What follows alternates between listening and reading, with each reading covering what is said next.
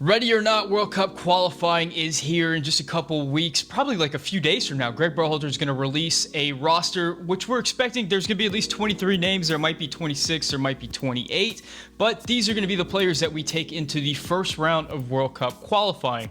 It's the most important games that we have played since Cuba and Trinidad and Tobago all those years ago. And in order to unpack that, I have brought in a man who has become a bit of a wealth of information within the U.S. men's soccer world.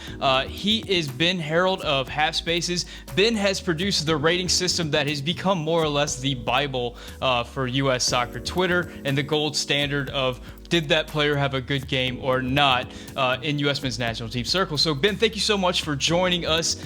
First question, how are you feeling going into this World Cup qualifying roster? What emotions are you experiencing?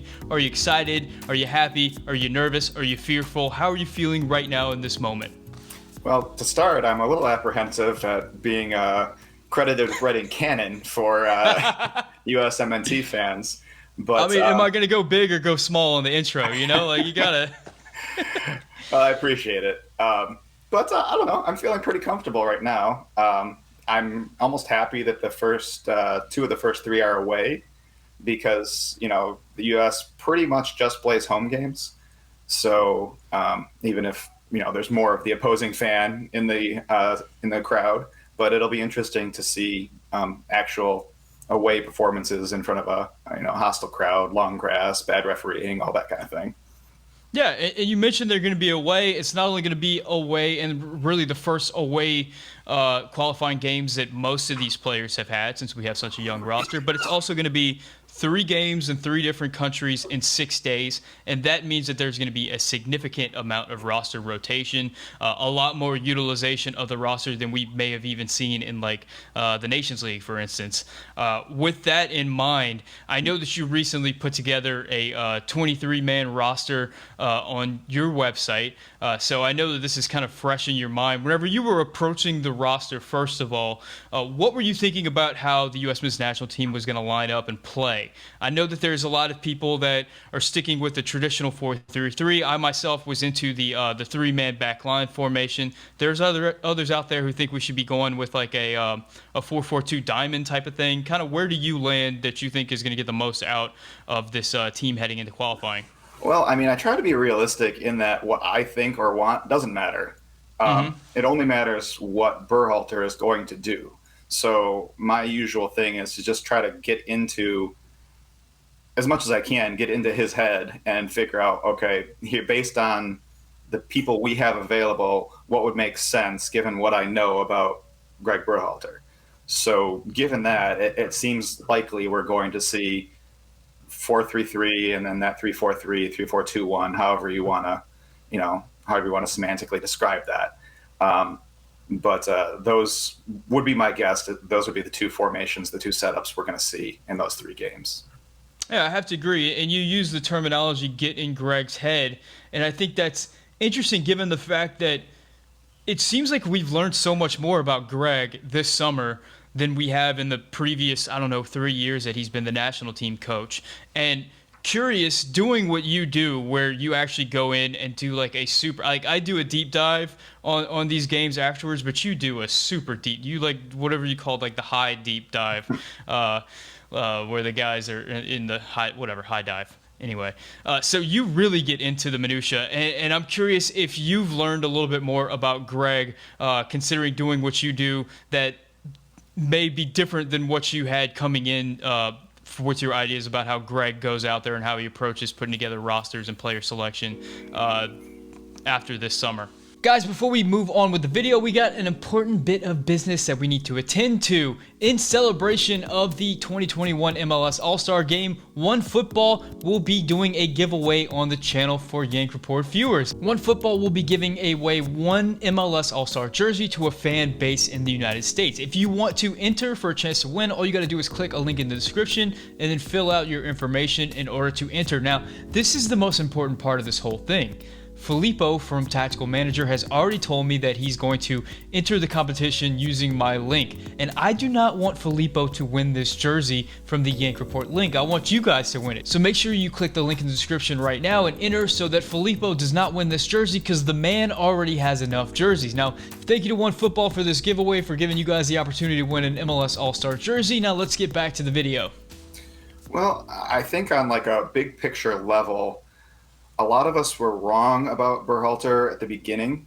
And what I mean by that is we thought he was just a system guy that had his system and he was going to stick to it and he was going to make square pegs fit in round holes as best he could, and et cetera. You know, the Tyler Adams at right back thing, and then, you know, the deep lying six. And I think kind of what maybe we've learned is that he's slowly flexible.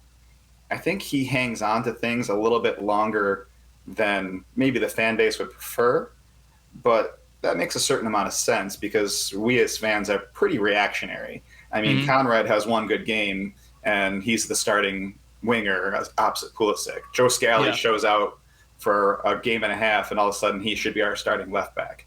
So I think it's almost a selling point or a feature, not a bug, for Berhalter that he changes, but maybe a little bit more slowly than we would like, if that it makes any kind of sense. Yeah, I think so. And, you know, I came into this being an avid HalfSpaces reader, and I realized that I kind of failed to introduce what HalfSpaces is and what it is that you do. So can you take a moment to kind of explain HalfSpaces in your rating system?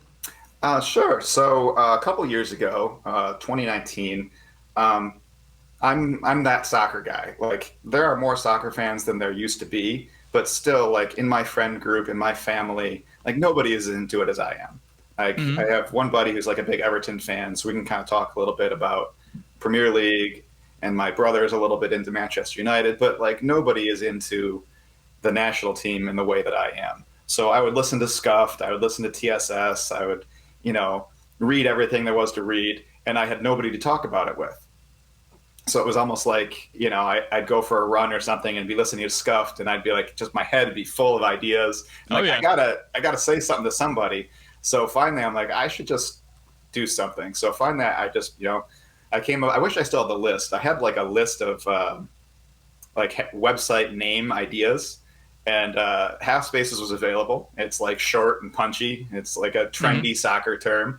And so I was like, well, it was $20 to buy it from GoDaddy or whatever. So I did that and then just started writing any kind of thing I could think of. I think like my very first article it was awful. Like, it was like in defense of January camp or something. and everybody's response was like, well, yeah. I'm like, oh, all right. Guess that wasn't such a good idea.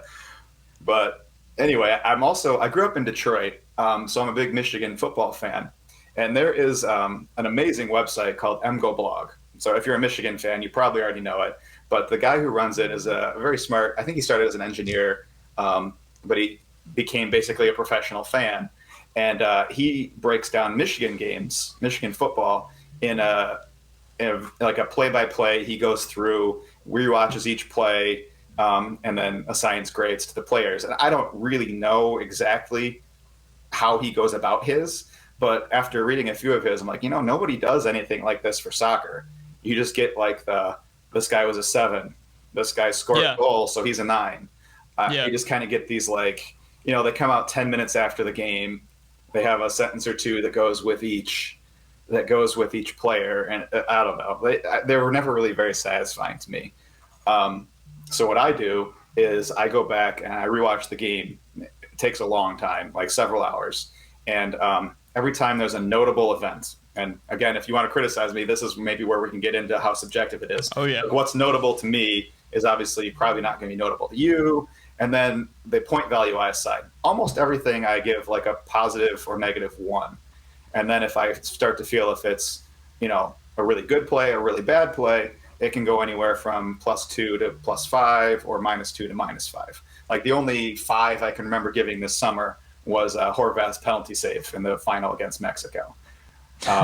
So that's, you know, I don't give out big numbers very often. But anyway, so you total up all of these notable events in the game, and then each player comes out with a grade. And obviously, there's a lot more nuance to it than that. I break it out by game phase and all kinds of stuff.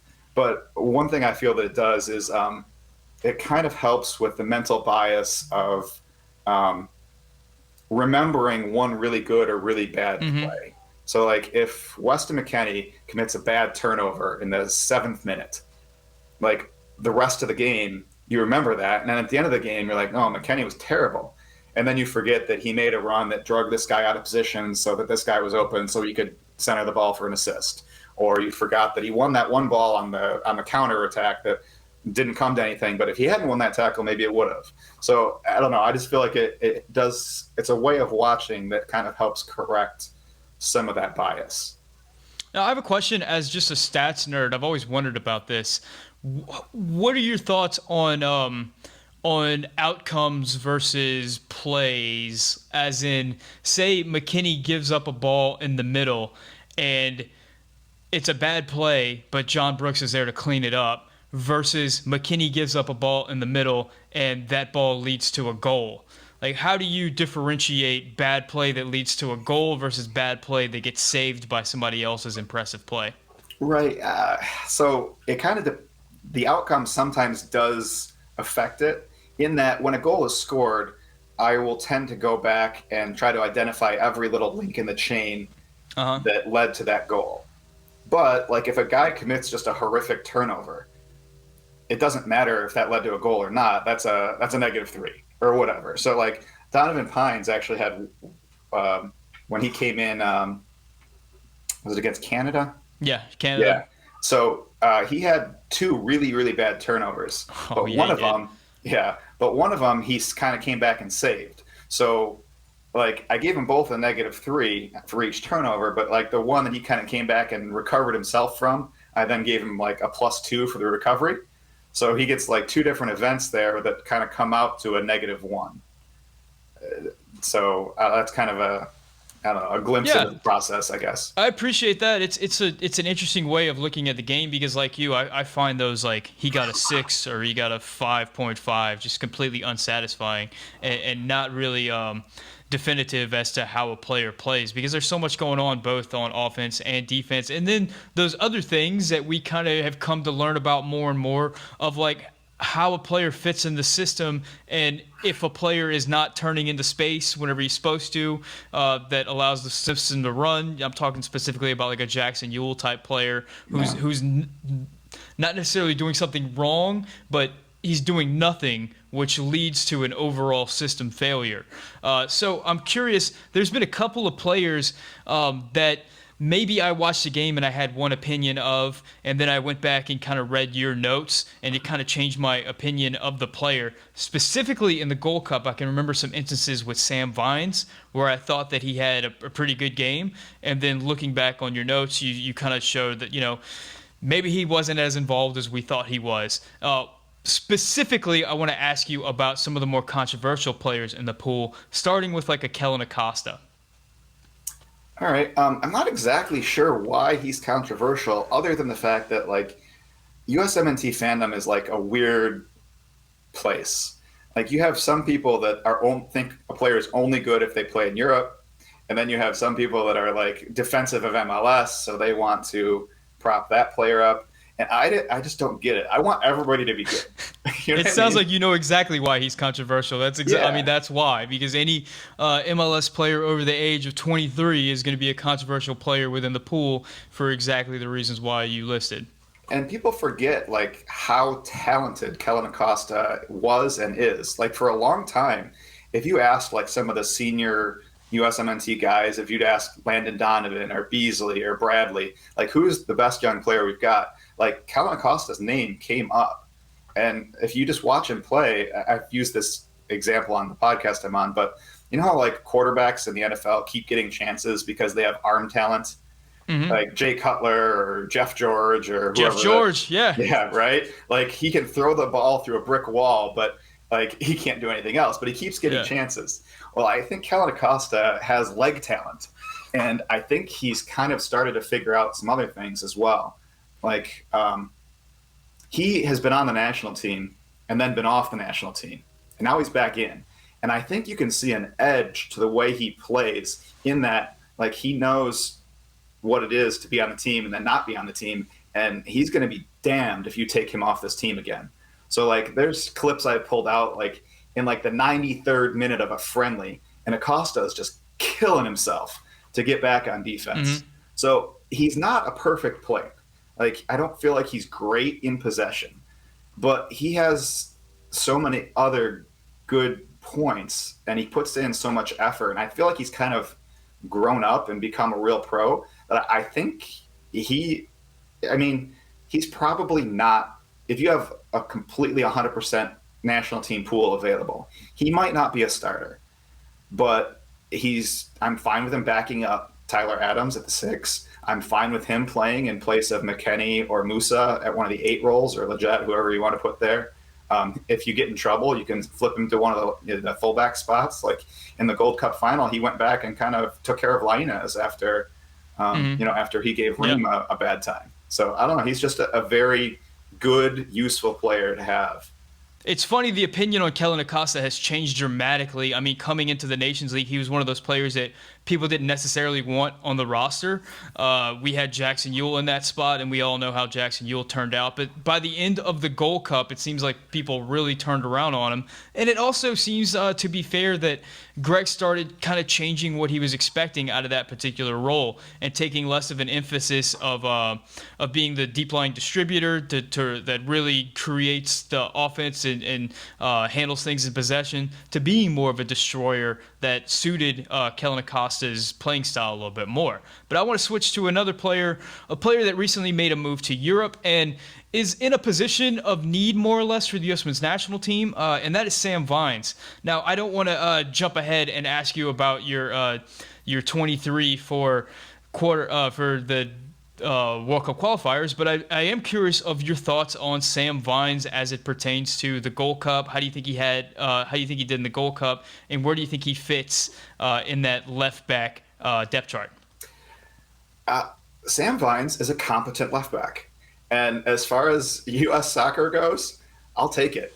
I mean, in my lifetime, the best left back I've watched play is DeMarcus Beasley, who was a left winger, who went out there and did a fine job. But, like, Sam Vines is not Marcelo. He is pretty good defensively. He's decent offensively.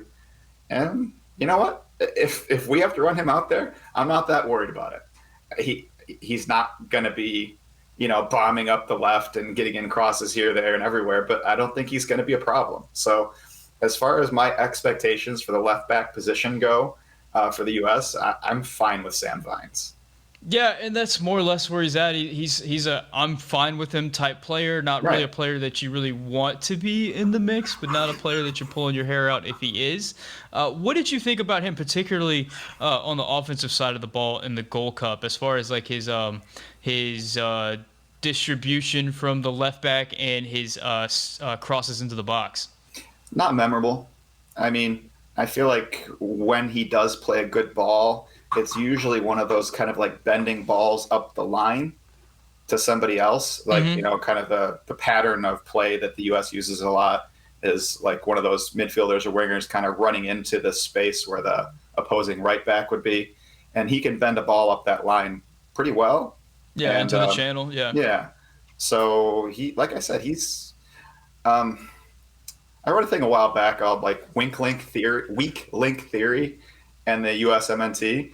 And the idea there is you want to improve your weakest link, not necessarily improve your strongest player. And I think as far as like a floor level player goes, Sam Vines is fine. Like if you're better than Sam Vines to get into the U.S. lineup, that's a good thing because he's fine. Well, let's move on to probably the most controversial player in the U.S. men's national team sphere right now, a player that played in both the Nations League and the Gold Cup, and that is Sebastian Lletget. How would you say Sebastian Lletget's Gold Cup was, and what do you think about Sebastian Lletget moving forward, considering some of the changes that we're seeing in the pool right now with some of these players emerging? I think Lletget is similar to Vines in that he's fine. I don't know if you remember this quote from, I don't know, how old is Pulisic now? 21, 22? He's 22 now, yeah. Yeah, so when he was first breaking in at Dortmund, he went did a training session with the first team, and Jurgen Klopp said he didn't stand out, meaning he was good enough to play with these guys and be fine. Yeah. I feel like that's kind of Lletget in the midfield. If you want him to be the guy to create danger and score goals in the midfield, he's not going to be able to carry the load. But if you drop him in with two other good midfielders, if he's playing with Adams and McKennie, he'll be fine. He might score a goal here and there on a late run into the box. He'll still connect play. But if you put him with two weaker or similar level players, I don't feel like he's able to drive the game forward and to create danger. So again, he's another good floor level player. If you have to play Sebastian Lletget in one of those 3 World Cup qualifier games, he's fine. He's not Musa. He's not Weston McKennie. He's not Tyler Adams, but he's a competent international midfielder. I think I'm stealing from you directly, but was it you who said that he's always going to be your third best midfielder regardless of who else you have around him? Pretty much. I think actually one of the other co-hosts on Touchlines and Touchdowns said that. But yes, I believe that was in there. Yeah, that's interesting. In the Nations League, it seems like his level improves based on the players that he has around him. In the Nations League, where he was clearly the third best midfielder, he was kind of able to fit that role. But in the Gold Cup, where there was more expectations for him as far as being both a connector and a creator, we didn't really get that. That's not really what he does or where he thrives in. With the amount of players that we're seeing coming into the roster, and we'll get into that in a second, I wonder what his future is with this squad moving forward, barring injury or anything like that. But I think it's time that we actually do transition into the World Cup qualifiers, because I know I sat down and made a 23-man roster, and I know you did as well, and it's difficult, man. There's going to be some tough decisions, not just because of quality of players, but also because of some of the situations that these players are in right now, where we have a handful of guys who are either just made a move to a new squad or are about to make a move to a new squad that are kind of in positions where they're fighting for first team minutes right now. So Greg's going to have to kind of decide, do I want this player to come in for to get minutes in the World Cup qualifiers, or potentially sit on the bench during the World Cup qualifiers, or would I rather them stay at home with their squad and potentially fight for minutes to get into the first team? So let's start at goalkeepers, which is, once again, a very interesting spot. And I'm curious, I know what your 3 are, but how do you see the 3 playing out? Do you see one guy getting all the minutes? Do you see each keeper getting a game, and how would you rank them going into this World Cup qualifier? Keeper is a little different because you don't have to rotate. I mean, it's not like playing 3 games in 8 days is going to exhaust somebody. So Greg isn't going to have to rotate. So if he does, that'll tell us one thing. He's not set on one guy necessarily. Personally, I think Turner should be the guy, possibly just because I've seen him the most recently and I can't get past it. But he's also the only guy that starts, and the analytics guys just love him. Like, he's, if you read John Muller or ASA or any of those guys, he's, just a shot stopper that is way above, what Stefan is. And I don't think because I actually asked one of the ASA guys, and I think they said they don't actually have enough game data on Horvath to even come up with something. Yeah. So, I suspect that Berhalter will still have Stefan 1, but I'm not, convinced of it. And the question in my mind is what Stefan gives you from a distribution standpoint, like starting attacks from the goalkeeper position, is he far enough beyond Turner to make up for what he lacks in shot stopping behind Turner? Because I don't think I'd be saying Stefan is a bad shot stopper. It's just Turner is a really, really good one. So, do you want a guy in there who can help you start offense more, or a guy who is going to be more likely to stop a big chance when they arise? And I'm curious on your thoughts. I mean, you graded both these guys for the Nations League as well as the Gold Cup. What did you see in Zach Steffen's distribution versus Matt Turner's? In my opinion, not enough to make up for the shot stopping.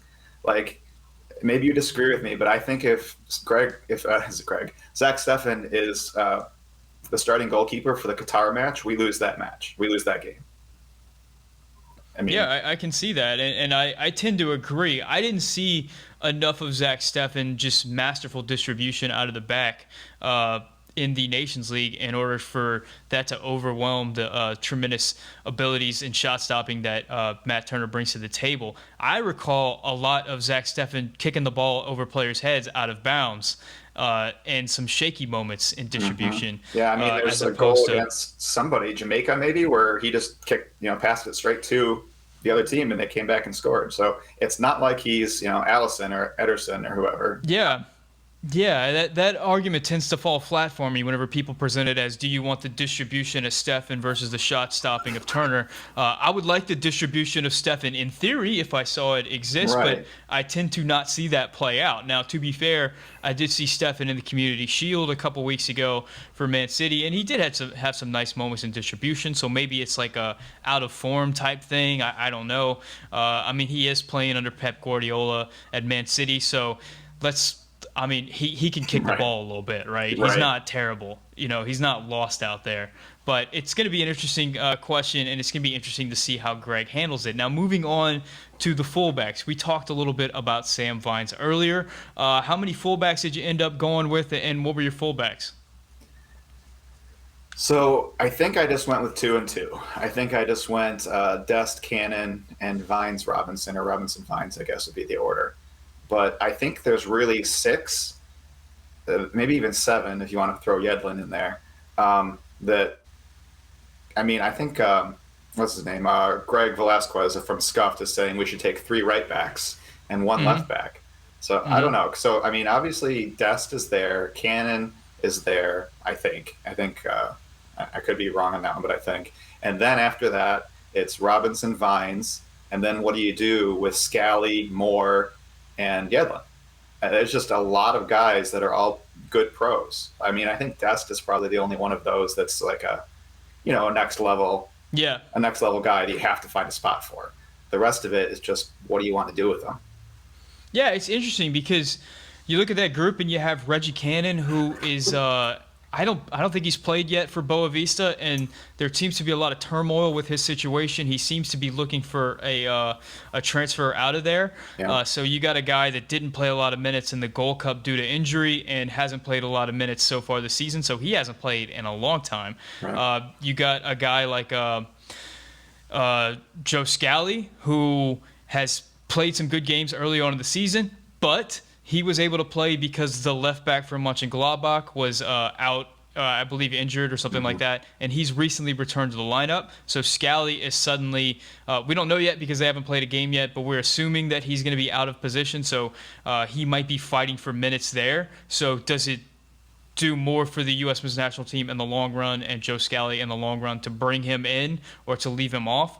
At the same time, Joe Scally can play right back and left back, and he's a defensive option. Yeah. Whenever you look at our collective group, there's not a lot of defense there. There's some nice attacking guys in Dest and Robinson, but not as much on the defense. So it's an interesting question, and as you said, there's like 6 guys that you can choose from. I'm curious though. You went with Sam Vines at left back. You feel like Sam Vines did enough in the Gold Cup and has with his move to Belgium deserves to be in that top 23 heading into qualifying? For now, I think so. Assuming you're taking 2 left backs again. If you are, and maybe the last time we saw like the full team, Berhalter liked Dest at left back, or even like left wing back, left midfield in that one game. So if he's a left back, and then all of a sudden the math changes. So maybe you take it sounds Cannon and Moore and Dest and Robinson. Yeah. I don't know. Sounds like that's a name you put down, but it's not really a hill you're willing to die on at the moment. No, you're right. Now, at center back, I noticed you did something interesting. You kind of broke down the center back role into more or less two different roles, and you gave a depth chart of each role. So, kind of explain that, how you see the center back situation breaking down. Again, this is me trying to get into Greg's head because he's used the word profile many Uh-huh. times talking about players, and I think he has profiles in mind for his defenders, and I think he wants at least one of them to be a good distributor, being able to break lines, start attacks from the back, and I mean that's obviously John Brooks.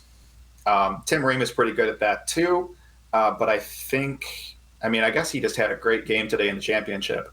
Um, so I would have said that Tim Ream was Brooks's kind of replacement there, but after seeing some of his defensive shortcomings over the summer, I think maybe not. I don't know, but anyway, I think he wants Well, at least. staying on Ream for a second, I'm sure you would have seen Watke's Gio Reyna video at this Right. point, and he did kind of paint Tim Ream as like a Gio Reyna whisperer in some ways. Do you think that Ream still has a spot on the team as that elder statesman in the group? It's possible. I don't know. I mean, how valuable is that? I mean, because honestly, if you're playing, a lower level CONCACAF team at home, you could run Ream out there, and he's probably not going to be a problem. But if somebody like Mexico can get him singled up on Linez, then you've got a problem. Oh yeah, So absolutely. yeah, maybe if you maybe if you need him to get the best out of Gio, you bring him. I don't know. So I'm sorry, I kind of cut you off there, but your four, you had John Brooks, and then who else did you have? Okay, so the other defender, I think he wants, I called it a sweeper center back in my Yeah. lineup, but basically it's just an athletic defender. Somebody, because John Brooks is a very good defender, but he is prone to inertia. If some like a trickier winger can get him singled up, like that close 1v1 defending isn't really his bag. Whereas Hmm. someone like Miles Robinson or Aaron Long, that's an area where they excel. Yeah. So I think he would like to have at least one of those guys back there to partner with John Brooks. So um, I think right now Miles Robinson with the tournament he had has kind of put himself in pole position to be that guy. So Brooks and Robinson would be the starters for me, and then some probably you're looking at McKenzie and Richards, but I'm not sure what to do with Richards because again he's Yeah. just not playing. So do you bring that guy and have to use him? Do you bring James Sands? I don't know. Yeah, and whenever I look at this roster, I think that Chris Richards is going to be the most controversial figure because I think that there's a world where he doesn't even get brought. Because if you look at where he is right now, he's at Bayern Munich and he's not getting playing time. There's rumors that there's a deal on the table to go to Hoffenheim, but it wouldn't be a loan. They're looking to buy him outright, and there seems to be a little bit of turmoil going on there about whether he's going to move on from Bayern and go somewhere else or whatever it is. Suffice it to say, his club situation isn't exactly stable at the moment. So we know that Chris Richards is a high end talent that has just a ceiling that's higher than probably any other center back prospect that we have right now. But do you take him away from that club situation? He isn't really informed. Like, what do you do? What does Greg actually do in that situation? And I threw him in my lineup just because I don't know. I just kind of defaulted to Bayern Munich guy. Let me bring him in, but that's a difficult decision in that center back position. And we saw with both the Nations League and the Gold Cup that you can't really afford to just, make crazy decisions with center back because injuries can happen and suddenly those guys are on the field. Right. I mean, you can throw Conrad on the wing for 15 minutes and be like, go get him, buddy. You can't exactly throw out a center back there because, a winger mistake leads to a lost ball in the attacking third. A center back mistake equals goal. So I don't know. I mean, he's clearly one of the four most talented center backs we've got, but, he hasn't even played that much with the national team. It's not like a guy who has 1,000 minutes and Craig can just put back in there. So I don't know. Nothing Yeah. would shock me with him. He has. I know he got 45, and then he got a little bit more. So I believe he's got 2 caps, and it's just Yeah. not even a full game. And a lot of that comes down to him getting injured at an inopportune time. If he's not injured, he probably gets a lot more minutes in the Nations Hmm. League, and we're probably not even having this conversation. It's probably a slam dunk. But as it stands right now, it's a touchy situation. Now a couple names that you left out of there: Walker Zimmerman, Matt Miazga, and then there's the other guys out there like your EPB and your CCVs. These guys you don't think are quite up to the level at the moment? Right. Honestly, I'm bummed that Zimmerman got hurt because he was looking pretty good, but he had played very well against very poor competition. Yeah. So we didn't get to see him against Qatar, Mexico, people that could have tested him.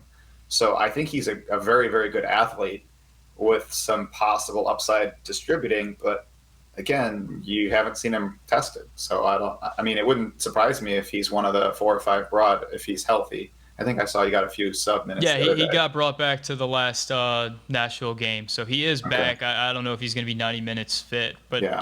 qualifiers in a couple weeks, so he should be Right. back Yeah. by I then. mean, Miazga's not playing. CCV and EPP aren't playing either. So, Yeah. I mean, if they get a good situation, you never want to write anybody off. So you never know. But I think right now they're probably outside looking in.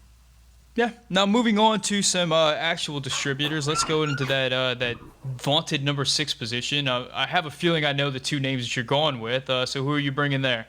I mean, that's Adams and Acosta, and I have a little soft spot for James Sands because I feel like he could do the job as a center back and maybe as a emergency six. So, yeah. Yeah, and we saw a number of times throughout the Berhalter's era, at least recently in the Nations League and the Gold Cup, that whenever the U.S. has a lead and there's like 10 minutes left, if we're in a 4-3-3, he will often bring on a center back to kind of shut down that game. That's his defensive substitution to kind of say, okay, we're batting down the hatch now. And James Sands is a fantastic option there.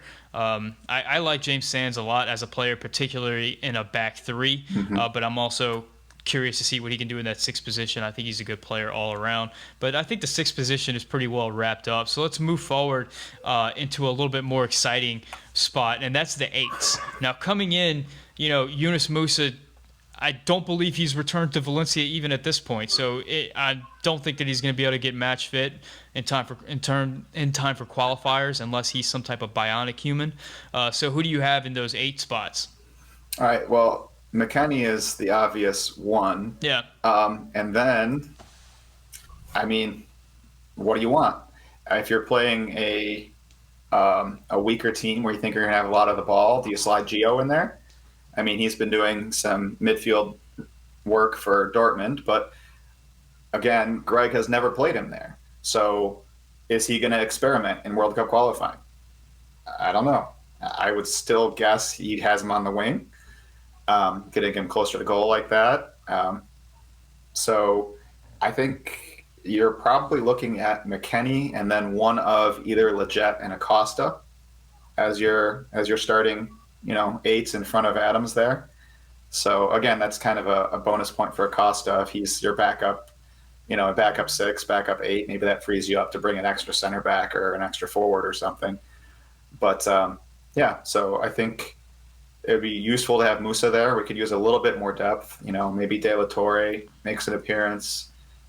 Eric Williamson, Busio. Those guys are all options. But I would say your main 3 for those 2 spots is going to be McKennie, Lletget, and Acosta. Yeah, there's been so much made of Gio Reyna moving into the centrally for this World Cup qualifying cycle. He has been playing in that 4-4-2 diamond for Dortmund, and he's been playing well there. He had a really good game against Bayern Munich recently, so that's one of the top teams in the world. So if he can do it against Bayern Munich, I have a feeling he can do it against El Salvador. But there has been a lot made of that. Like Greg's refused to play Gio in the middle. I kind of pushed back on that a little bit simply because Gio he has 8 caps or something like that for the national team.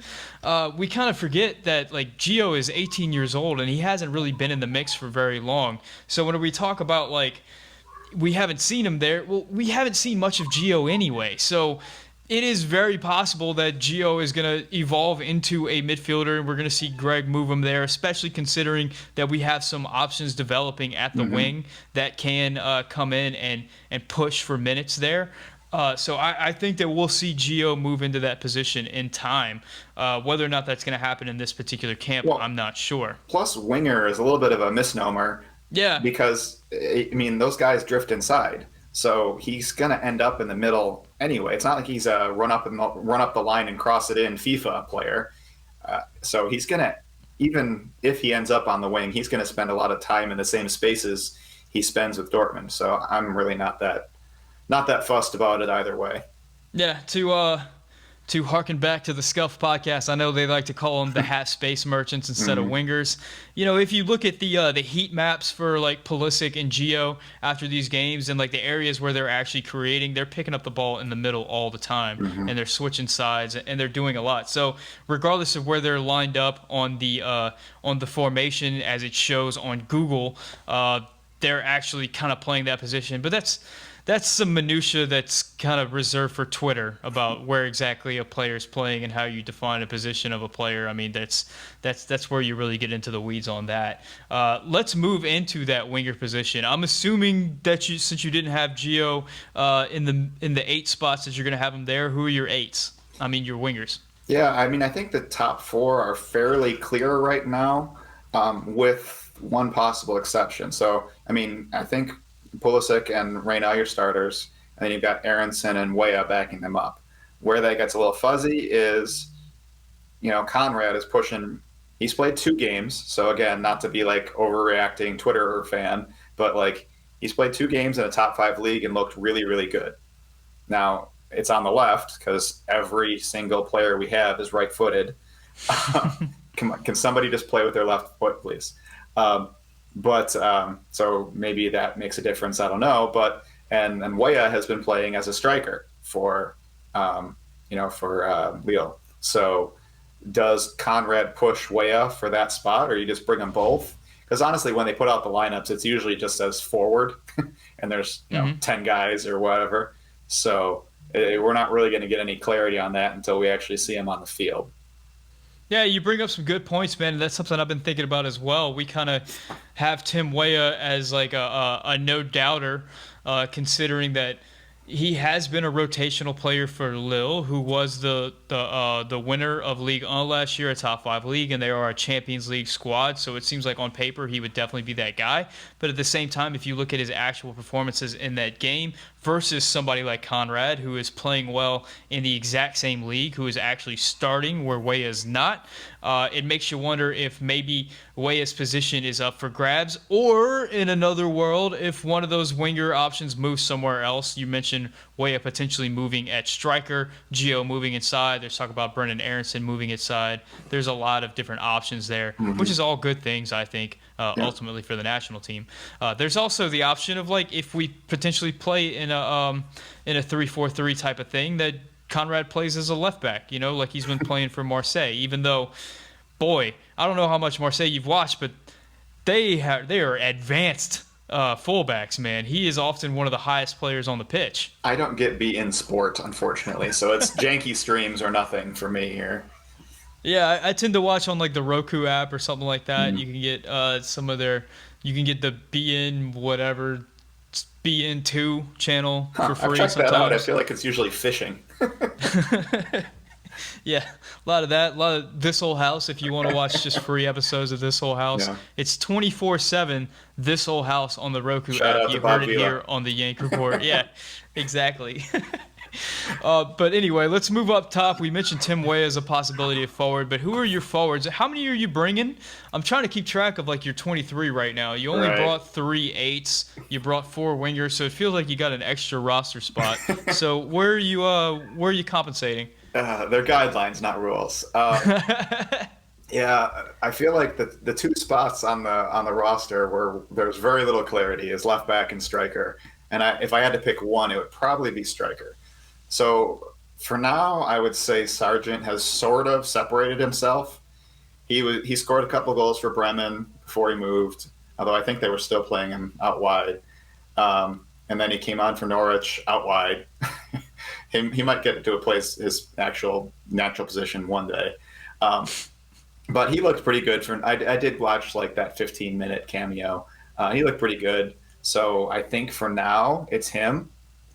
And then after that, it's throw some stuff at the wall. I mean, you got Pifo, who's scoring like crazy. I think he's playing right now. I need to watch that game later.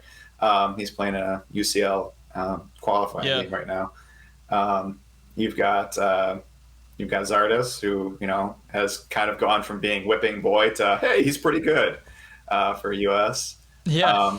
You've got Pepe. I mean, do you bring him in to cap tie him? I don't know. Like honestly, if you told me a year from now somebody I had never heard of was starting for the US at striker, I'd be like, oh, all right. So it's a mess. That makes sense, man. I mean, it is definitely a mess at that position. There's so many players that we thought were going to be the answer that kind of came in and just didn't really do it. I remember, whenever I started watching the national team, we had this guy in Jossi Zardes who everybody wanted to be the answer, and he was just the butt of everyone's jokes for so long, but nobody ever came and took that mantle away from him. Nobody was ever clearly better than him to the point where he lost his starting position, and I think we're kind of seeing that with Josh Sargent to an extent, although it's still very early in Josh's career, where he's just kind of been that striker by default because all the comers that have come along that have opted to take that position from him have just kind of fallen short. To be honest, the most talented striker we have might still be Josie Altidore, and he's crazy. So yeah, I'm curious about Ricardo Pepi as well. He just seems like a full package that's sort of coming into form right now, but I don't think that now's the right time. Now, one young player that is of interest is Matthew Hoppe. Matthew Hoppe, of course, had a great Gold Cup as a winger, as American strikers do. But he's one of those guys. He's another one that his club situation is a bit unclear. He did come back to training with Schalke. He was out of training for a long time, making a lot of people wonder if he was going to get a transfer. There's been a lot of rumors connecting him to teams in the Premier League, but I would say his club future is cloudy at best at the moment. Where do you think Matthew Hoppe fits into all this mix? Yeah, I mean, as far as I know, he hasn't played a game since the Gold Cup final. And I don't think he's a realistic option as a winger for like a full pool. I think he could be a good striker. Like some of the finishes that you saw last year in the Bundesliga were things where like you just don't see that outside of Pulisic or Reyna type style finishes. But again, we have zero data on him as a forward. So does Greg bring him in? I mean, he's got to have some comfort level with him. He's just spent 6 weeks with him, but I don't know. I wouldn't be mad about it. To be honest, like, nothing would surprise me aside from Josh Sargent being left off. Like, if Jesus Ferreira was there, I'd be surprised, I guess. But, he's looked good for the national. He looks way better for the national team than he does for Dallas. So, I mean, I don't know. Daryl DK, is he still hurt? I don't know. Daryl DK has just disappeared from the U.S. men's national team world. That's a name that nobody even says anymore. Yeah. It's pretty wild how he's kind of just fallen off the table. Now, I think very importantly, it has to be pointed out that Greg is not just bringing 23 players. He said in an interview that it's going to be probably 26 to 28 because of the fixture congestion with these windows for World Cup qualifying. Teams are going to allow to have expanded rosters. They're going to have 23 on game day, but they're going to be able to carry a few extra players. So I know that there's a lot of exciting players that you left out of your depth chart here. Guys like Conrad De La Fuente and Joe Scally. You mentioned James Sands. You mentioned Matthew Hoppe. Who are the players that you think are going to fill these voids with these overage depth chart spots? So who are the young up-and-comers? No, who do you think we named more or less a 23? Who do you think is going to be the expanded 26, 28? Well, I would guess they're going to take an extra center back or two because John Brooks always kind of requires some load management. So he's not playing 3 games. So that's where I would guess a 5th center back is going to be, that whether that's probably like a Sands or a Zimmerman. You're probably going to need, I don't think carrying 5 midfielders is probably enough for 3 games. So at that point, you're probably choosing from Williamson, Busio, or De La Torre. So probably one or two of those. And then like there's so many good wingers. Do you want to bring in, do you want to bring in that fifth one and bring Weah and Conrad, or do you want to bring in Matthew Hoppe just so you can even if he doesn't get game time, maybe seeing him in practice at striker, have internal data going forward, even if we don't get to see it. So I'm guessing, yeah, probably you're probably bringing an extra. So let's just say 26, probably maybe an extra one at each level, an extra center back, an extra midfielder, and an extra forward/winger. Yeah, and that opens the door to a lot of these players. We Mm-hmm. mentioned like guy like Joe Scally has never been with the national team. Conrad De La Fuente has a few caps, but nothing that would reach the level of something like World Cup qualifying. Right. Same goes for Matthew Hoppe. A lot of these young players. I mean, these guys are like 18, 20 years old, stuff like that. Yeah, it's exciting. One name that we didn't mention at all, I don't think, is Julian Green, who has been in the Bundesliga, been promoted to the Bundesliga this year, and is come out early in the season. What are your thoughts on Julian Green and kind of how he fits in this pool? Yeah, I mean, I feel bad for the guy because I think he's a good player, but he was playing as an eight a couple years ago, and I think he is now playing as a more advanced attacking. I don't know if it's a winger or more of an attacking midfielder, but like he's a competent professional. I Yeah. I don't like if he had been with the team for a Nations League or Gold Cup, I would feel a lot more comfortable about projecting him there. But like until I see Greg actually call him up and give him some time, I feel like that's hard to project. And I know like the Julian Green army is ever ready. So Yeah. there's always people upset about him. I don't know why, but he's a good player. Yeah. I just don't think he's quite going to make it, but I'm happy to be wrong. Yeah, no, I mean, as you said about maybe like Sam Vines, he's kind of that option that's like I'm not unhappy if he's on in the squad, but I'm not necessarily excited about it either. Kind of that level. I mean, we're talking about a Bundesliga player, so that's a good floor to have for your Yeah. national team. Now, moving on with some sort of big picture stuff. I asked this question on Twitter recently, and it got a ton of buzz. So I'm curious to get your thoughts about it as well. I saw recently Juventus signed one of the heroes for Italy in the Europa League, not Europa League, the European final. What's his name? Locatelli? Yeah. Yeah, and he's going to be coming in and possibly competing for minutes against Weston McKennie in that midfield. And it stood out to me, not that it's a move that's happening and that's going to be pushing minutes for Weston McKennie. What stood out to me was that U.S. soccer Twitter didn't really melt down, that the fans are not really rioting in the streets and freaking out right now. But boy, oh boy, Chelsea signs a striker, and we are pulling out our hair wondering, Christian Pulisic needs to move. Everybody's freaking out about Christian Pulisic. Even though we've had so many players come out and emerge at so many big clubs around the world, Christian Pulisic is still our guy. And we're still living and dying with like every minute that he has on the field. We're analyzing, is he coming in as a sub? Is he a super sub? Where is he on the depth chart for Chelsea? So what do you think about Pulisic that makes him that golden boy for U.S. soccer? Why do you think we are so obsessed with him and just don't seem to really give the same attention to anybody else in the pool? Yeah, I don't know. I think it's maybe because he was kind of first. So he's kind of, I don't know, he more or less represents American soccer, I think, to a lot of people. So they perceive a slight at Christian Pulisic as a slight at American soccer, saying, you guys are not good enough. So I'm not sure. Honestly, I'm not that worried about it. Like these guys will figure it out. They're good enough players that as long as they're getting minutes on the field, maybe it's even a good thing for the U.S. if Pulisic comes in rested. If he gets 30 minutes instead of 90 every week. I don't know. I'm sure that's not what Christian would prefer, but they'll be all right. Yeah, that's interesting. Yeah, I mean, like, it's not like he's a huge personality. Right. His interviews are pretty dull. You look at someone like Weston McKennie or Tyler Adams, they're a lot more interesting to talk to. Reggie Cannon has a lot more interesting things to say than Christian Pulisic. Yet, whenever you scroll through U.S. men's national team Twitter, you're going to see images of Christian Pulisic celebrating after his Nations League goal. You're going to see Christian Pulisic crying after Trinidad and Tobago.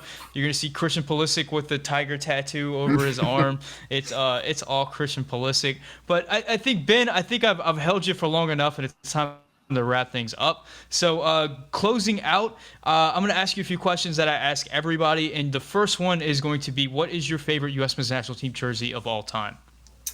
Ooh, I don't know. I guess I'm going to go the Bomb Pops. I'm not a big jersey guy, but I like the Bomb Pops.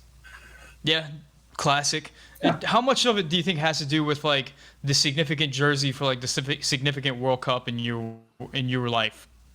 Yeah, I don't know. Maybe that's something to do with it. But to be honest, I really just don't care about jerseys, and I remember that. I remember that one. I've been told that nobody cares what 40-year-old men think about jerseys, though, so I'm not the target demographic. Yeah, that was a great tweet, and it did punch right in the chest for those of us who are on the older end of the 18 to 35 demo. Yeah, but then again, so next question, whenever you're watching a game, if the U.S. has like a big qualifier or something coming up, do you have any superstitions or rituals that you do on game day? Not really. I've got a couple old American Outlaw t-shirts. I like to throw on one of those, but nothing crazy. I like to kind of grimly watch it alone in the dark. Not really in the dark, but... And you in particular, who goes back and studies these games so closely, are you one of these guys that watches the first game for pleasure and then goes back and watches the second time for pain, or how do you approach that? Yeah, well, the one thing, so I know a guy who is a basketball writer. Like, that's his job. And he can't stand basketball anymore because he's like, I can't even with these guys anymore. So I don't want to do that to myself. I love soccer. I enjoy watching it. I don't want to ruin that. So the first time, I always just watch it for fun. Like, I just want to enjoy it. I need to learn to not tweet during it because I'm a bit irrational at times. But the first time, I try to just watch it and enjoy it, or get angry at it or whatever, just as a fan. And then the second time, I'll go back and watch it bloodlessly. Very important. Very important to be in a dark room with a little humor around, so you can focus on whether or not Sebastian Lletget did in fact take a bad touch there, or whether it was intentional. We can slow that down. Would I mark him down if it were Tyler Adams, or am I just doing it because it's Sebastian Lletget? How much of the name of the back of the jersey is influencing this decision? Yes. Ben, thank you so much for coming on. Please take a moment to tell everybody where they can find your work. HalfSpaces.com, and you can follow me at BL Herald, or if you just search HalfSpaces on Twitter, you'll find me. And then I am also 1/4 of the Touchlines and Touchdowns podcast, which is half soccer, half American football. I only talk about soccer because I don't know enough about the other one. Yeah, I believe it's billed as the only one of its kind in the world, the football podcast. Yes. So yeah, great podcast. I've been enjoying listening to it. Guys, thank you so much for tuning in. Please like the video if you haven't yet, and if you're not yet subscribed and you just watched an hour of soccer talk, you were a weirdo, and we probably don't even want you to subscribe at this point. So anyway, Ben, thank you so much for coming on. On behalf of Ben and HalfSpaces, my name is Sam, and this is the Ink Report. Thanks, Sam.